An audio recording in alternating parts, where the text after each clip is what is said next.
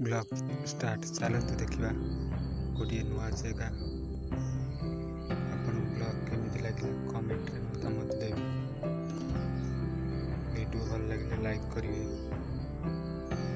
ଅଧିକରୁ ଅଧିକ ଭିଡ଼ିଓକୁ ସେୟାର କରିବେ। ଦେଖନ୍ତୁ, ନମସ୍କାର। ଏ ରୋଡ଼ରେ ଆସିବ ଆନ୍ଦପୁର ରୋଡ଼, ଭଦ୍ରକ ଯିବା ପାଇଁ ଏଇ ରୋଡ଼ରେ ଯିବେ। ଚାଲନ୍ତୁ ରୋଡ଼ ସାଇଡ଼ରେ ଦେଖିବା ଗୋଟିଏ ନୂଆ ପାର୍କ ତିଆରି ହେଇଛି। ଚାଲନ୍ତୁ ଦେଖିବା। NH ରୋଡ଼ରେ ଯାଉଛି ଏବେ। ଗଲା ପରେ ଆପଣଙ୍କୁ ଭିଡ଼ିଓ ଦେଖେଇବି କେମିତି ଲାଗୁଛି।